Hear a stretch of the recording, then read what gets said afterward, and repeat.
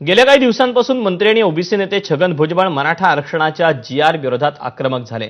मराठा आरक्षणाचा विरोध करतानाच भुजबळ सरकारच्या निर्णयाविरोधातही ते भूमिका घेत आहेत। भुजबळांच्या याच भूमिकेवर आता अजित पवारांनी नाराजी व्यक्त केली। मुंबईतील हॉटेल ट्रायडंटमध्ये झालेल्या राष्ट्रवादीच्या आमदारांच्या बैठकीत अजित पवारांनी नाराजी बोलून दाखवली।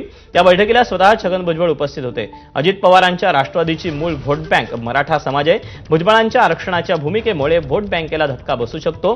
हा मुद्दा लक्षात आल्यानंच अजित पवारांनी भुजबळांबाबत नाराजी व्यक्त केली असावी अशी चर्चा राजकीय वर्तुळात रंगली आहे।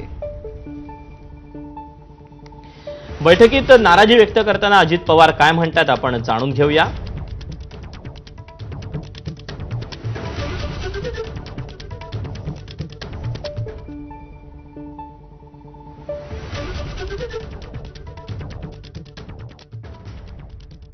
काही नेते विशिष्ट जातीवर टोकाची भूमिका घेतात।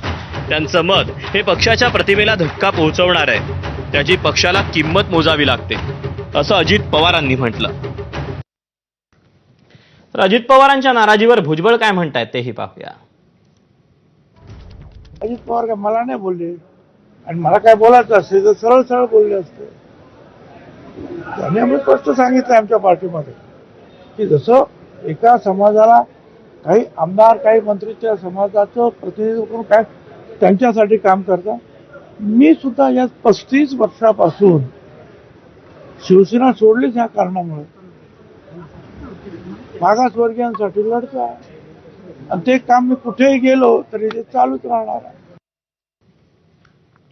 या सगळ्या प्रकरणी जरांगे काय म्हणतायत तेही पाहूया।